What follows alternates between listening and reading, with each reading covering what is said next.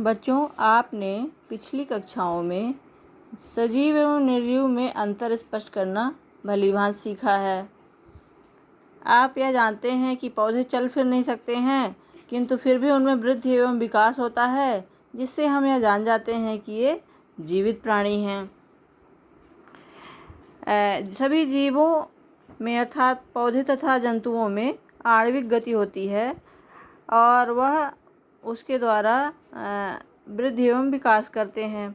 विषाणु के अंदर आणविक गति नहीं होती है जब तक वे किसी कोशिका को संक्रमित नहीं करते, अर्थात स्वतंत्र अवस्था में जब वह होते हैं तो वह निर्जीव की भांति व्यवहार करते हैं और क्रिस्टल के रूप में प्राप्त किए जा सकते हैं और वह जीवित रह सकते हैं कुछ समय के लिए, लेकिन कुछ समय पश्चात जब वह किसी को संक्रमित नहीं कर पाते हैं तो नष्ट हो जाते हैं। जीवों में आणविक गतियाँ क्यों आवश्यक हैं? हम जानते हैं कि सभी सजीवों को वृद्धि के लिए पोषण की आवश्यकता पड़ती है और पोषण के द्वारा वो अपने शरीर में वृद्धि एवं विकास करते हैं तथा टूट फूट की मरम्मत करते हैं। इस अध्याय में जैव प्रक्रम में इन्हीं सभी प्रक्रियाओं के बारे में हम समझेंगे। इनमें से मुख्य प्रक्रियाएं हैं पाचन, श्वसन, उत्सर्जन, परिसंचरण इत्यादि। तो जीवों में अनुरक्षण अर्थात उनके शरीर की वृद्धि एवं विकास का कार्य, जो उसमें सम्मिलित सभी प्रक्रम अनुरक्षण का जो कार्य करते हैं, जैव प्रक्रम कहलाते हैं। जैव प्रक्रम की परिभाषा आप नोट करिएगा। यह पेज 104 में सबसे ऊपर दिया हुआ है, मैंने अंडरलाइन किया है। जैव प्रक्रम किसे कहते हैं? फिर श्वसन।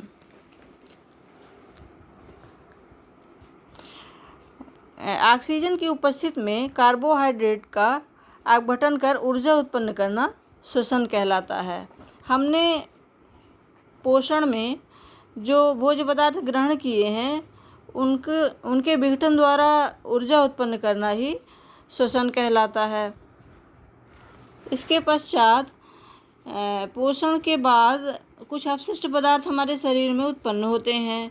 इन पदार्थों को शरीर से बाहर निकालना अति आवश्यक होता है। इस प्रक्रम को हम उत्सर्जन कहते हैं। इस प्रकार जैव प्रक्रम किसे कहते हैं, पोषण किसे कहते हैं, श्वसन तथा उत्सर्जन, यह परिभाषाएं हम नोट करेंगे। इसके पश्चात पोषण के प्रकार। पोषण दो प्रकार का होता है,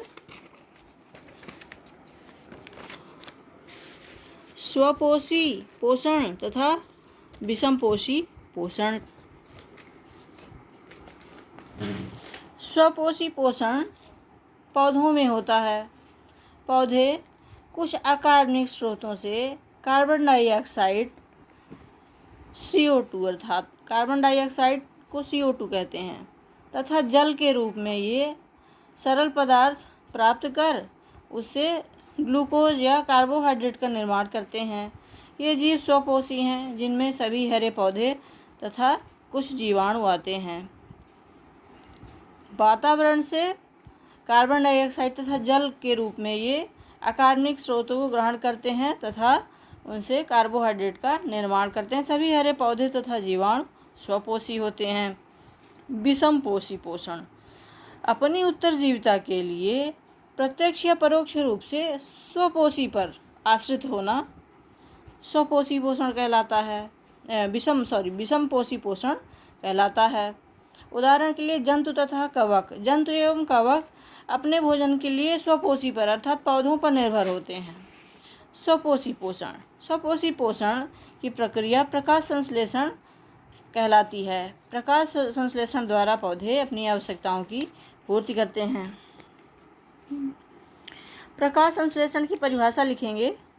हरे पौधे सूर्य के प्रकाश तथा क्लोरोफिल की उपस्थिति में जल तथा कार्बन डाइऑक्साइड से मिलकर कार्बोहाइड्रेट अर्थात ग्लूकोज का निर्माण करते हैं तथा ऑक्सीजन मुक्त करते हैं। यह प्रक्रिया प्रकाश संश्लेषण कहलाती है।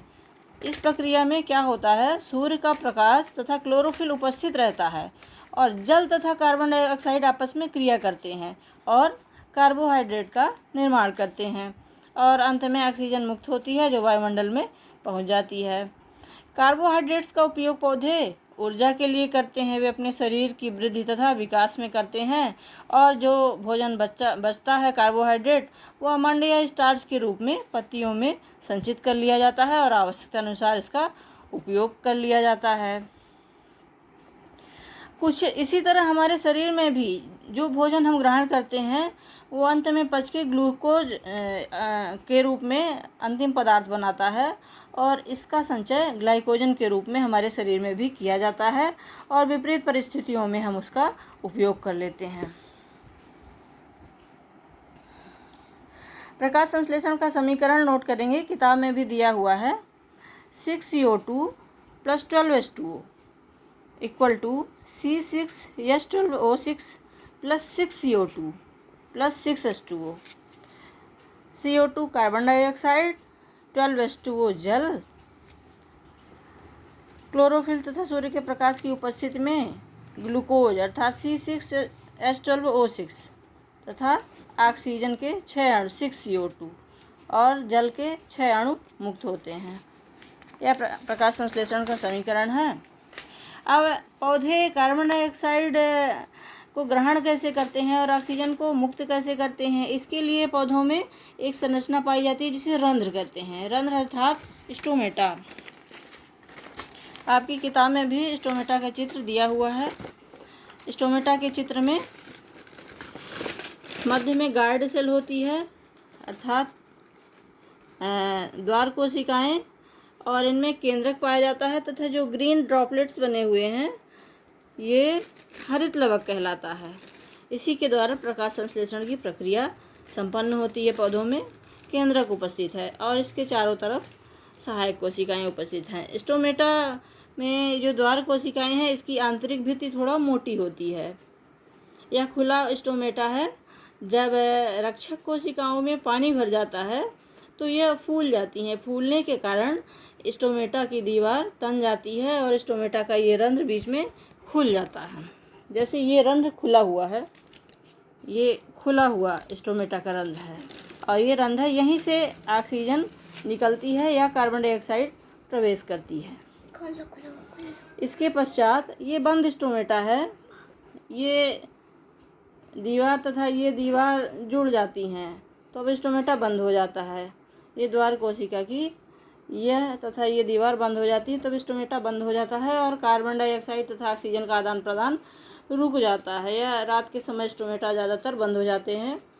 पौधों में पत्तियों के अलावा तने या अन्य भागों में भी स्टोमेटा पाए जा सकते हैं तथा यह सभी गैसों का आदान प्रदान में भाग लेते हैं।